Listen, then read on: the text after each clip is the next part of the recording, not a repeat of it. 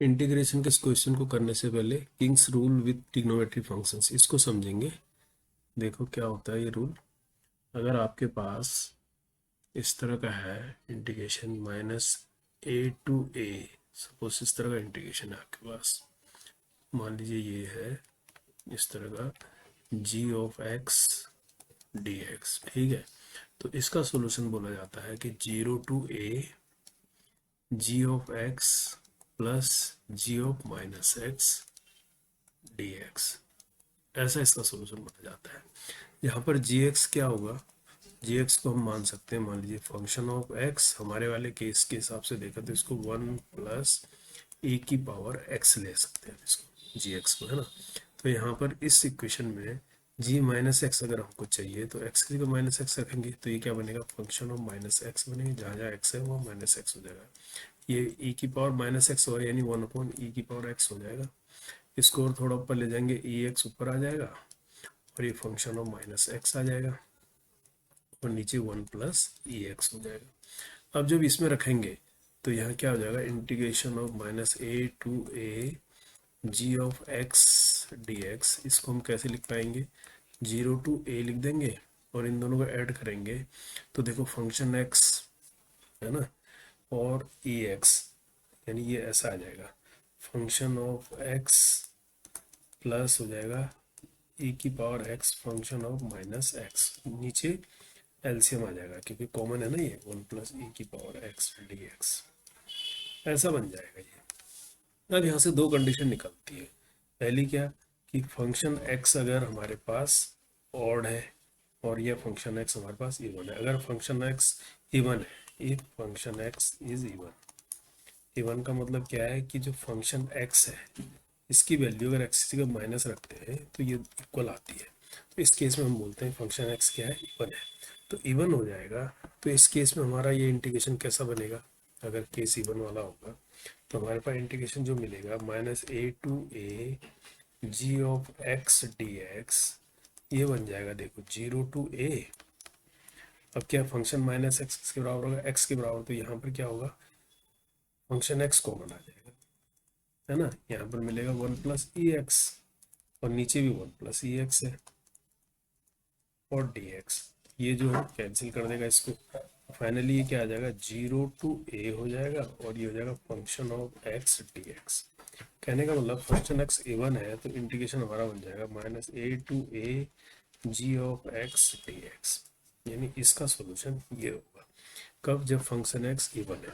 अब यही चीज़ अगर ऑड के लिए चेक करें तो हम अगर ये लिख लें कि if function x is odd, हमारे केस में अगर ऐसा हो, है ना, तो इसका मतलब है कि फंक्शन x जो है ये कैसा आएगा, माइनस फंक्शन ऑफ x आ जाएगा। अगर हम फंक्शन x की जगह -x रखते हैं तो इसका आंसर अगर ऐसा आ जाता है तो ये क्या बोलेगा कि ऑड है, फंक्शन कैसा है, ऑड है, यानी x की जगह अगर -x रखा आपने तो ये कैसा आ गया, -x आ गया, यानी तो इस केस में क्या होगा, हमारा फंक्शन x जो है ऐसा होगा, है ना।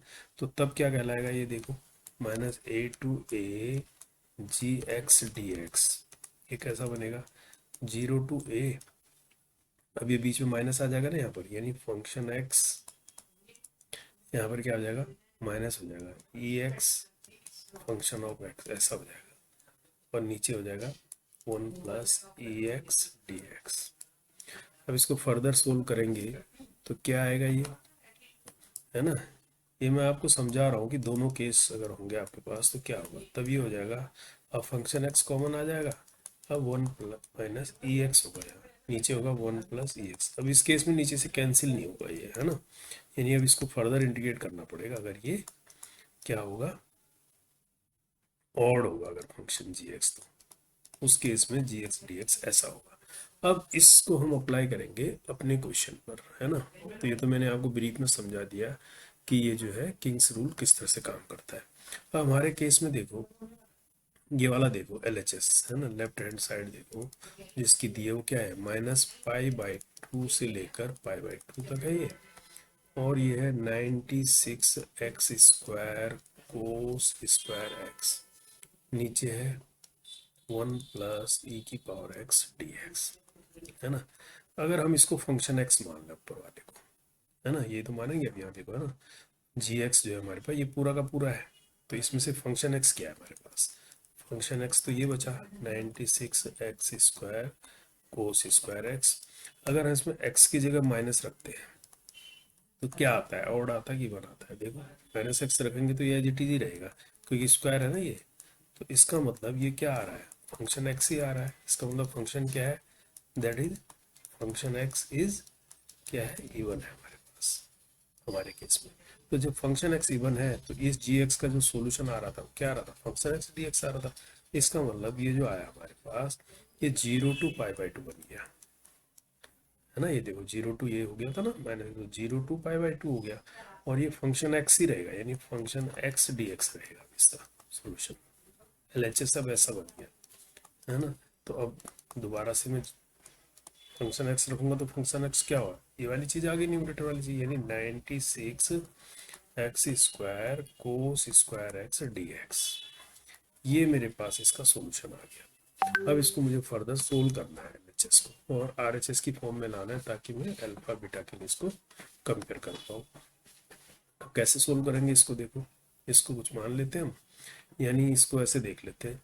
नए इसको करने से पहले इसको याद रखो, कोस स्क्वायर एक्स को कहाँ से लेंगे, देखो कोस 2x क्या होता है, 2 कोस स्क्वायर एक्स माइनस 1 होता है। तो यहाँ से कोस स्क्वायर एक्स क्या आएगा, कोस 2x प्लस 1 और अपॉन 2 हो जाएगा। इसको मैं यहाँ रख लेता हूँ, तो इससे क्या बन रहा है मेरा, देखो 0 to π/2 96 x square cos square की एक्स की जगह आ गया कोस 2x प्लस 1 अपॉन 2, ऐसा आ गया ये dx। अब इसको अलग अलग कर देते हैं, यानी देखो इस 2 से तो ये कैंसिल भी हो जाएगा, 2 4 जा 8, 2 8 जा 16, 48, यानी 48 को मैंने बाहर लिख दिया और 0 to π/2 लिख दिया। और इसके अंदर बचा क्या, कोस 2x और एक्स स्क्वायर, अगर इसको भी साथ साथ ले लें तो एक्स स्क्वायर को अंदर ले रहे हैं तो कोस 2x के साथ आएगा ये कि, और प्लस एक्स स्क्वायर आएगा, ये ऐसा आ जाएगा ना अंदर dx, ऐसा हो जाएगा। अब इसमें से देखो ये वाला पोर्शन तो हम कर लेंगे एक्स स्क्वायर, अब एक्स स्क्वायर कोस 2x रहा, तो इसको हम अलग से कर लेते हैं, इसको इक्वेशन 1 मान लेते हैं। अब हम इसको इंटीग्रेट करते हैं, किसको, एक्स स्क्वायर कोस 2x को इंटीग्रेट करते हैं, ठीक है, 0 to π/2 में इसको अलग से लेते हैं, है ना। अब इसको कैसे करेंगे, दो पार्ट्स में करेंगे, मल्टीप्लिकेशन वाला है ना ये, तो इसमें से उसको लेंगे जो कम होता चला जाएगा, डिफ्रेंशिएट इसको करेंगे ना एक्स स्क्वायर को, तो इसको फर्स्ट टर्म मानेंगे। तो हम कैसे करेंगे इसको, x square integration of cos 2x dx ऐसे होगा, minus dy/dx of x square में लिख लेता हूँ, है ना, into integration of cos 2x dx, फिर इस पूरे का dx होगा, ऐसा आएगा, ये आएगा नहीं आएगा। अब जब इसको करें, अब यहाँ पर ये लिमिट भी चल रही है इसकी पूरी, ठीक है, वो बाद में देख लेंगे लिमिट को, अभी हम सिंपल ऐसे कर लेते हैं, चलो अभी खाली इसको सोल्व कर लेते हैं, लिमिट फिर एक साथ लगाएंगे। अब इसको कैसे करेंगे, कोस 2x का क्या होगा, साइन 2x, यानी एक्स स्क्वायर अपॉन 2 हो जाएगा साइन ऑफ 2x। यहाँ पर क्या होगा, इसके अंदर 2x आ जाएगा, 2x इसका इंटू 1/2 साइन 2x आ जाएगा, ये है ना dx, ऐसा हो जाएगा ये। और इसको फर्दर करते हैं, समझ रहे हो ना इसको, स्टेप टू स्टेप, है ना। तो यहाँ पर इस 2 से क्या होगा, ये 2 कैंसिल हो जाएगा, तो x साइन 2x बनेगा। अब देखो इस थोड़ा इधर ले लेते हैं, ये बना x square upon 2 sign 2x।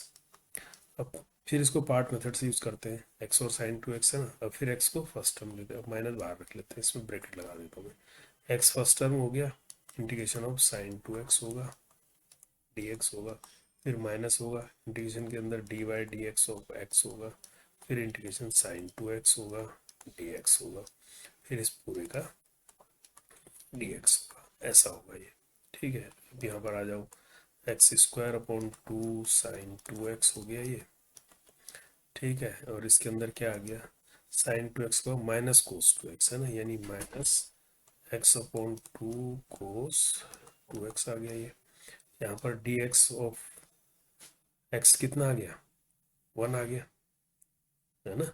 इसको ये मैंने क्या लिखा है, 2 तो नहीं है ना यहाँ पर, 2 तो नहीं है अब ये इंटीग्रेशन है खाली, D by D x of x, यानी इस इंटीग्रेशन के अंदर क्या आया, एक्स का 1 हो गया, साइन 2x का माइनस 1/2 कोस 2x dx, यही तो हुआ, है ना, साइन 2x का कोस 2x dx, ये हमारा रह गया अभी, है ना।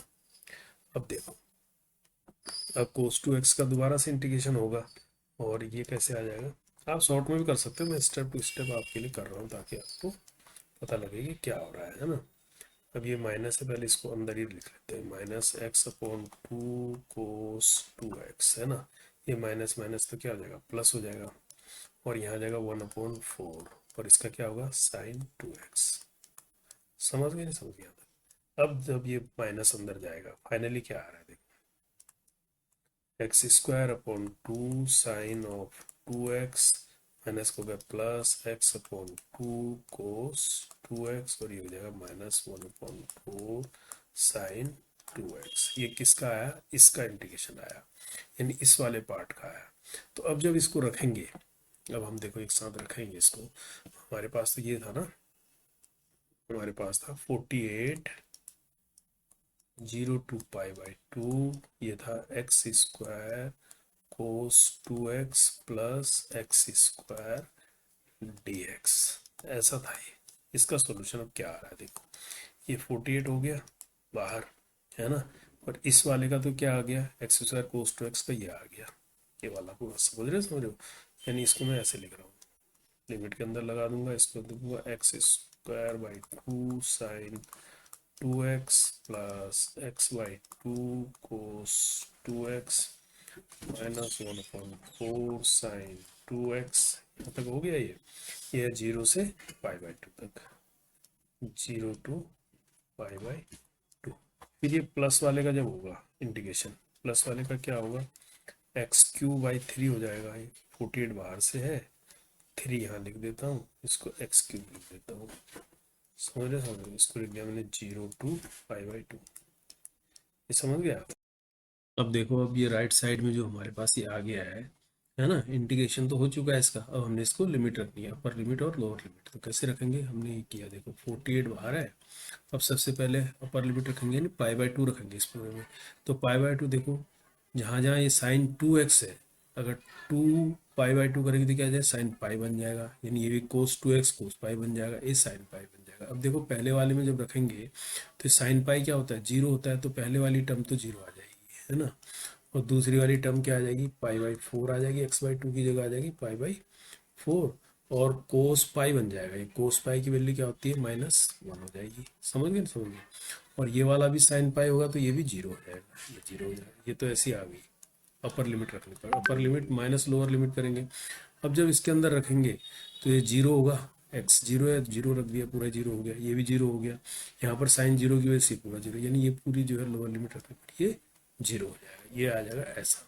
अब इसके बाद वाला देखो क्या है, ये 16 हो गया था हमारे पास, 16, है ना, और क्योंकि 3 से 48 कट गया था ना, तो 16 आ गया था ये, और ये कितना हो गया, अब ये x³ में π³ हो जाएगा ये, और अपॉन 8 हो जाएगा ये, है ना, और ये लोअर लिमिट तो रख के 0 हो जाएगा, यानी ये इतना ही बचेगा, है ना।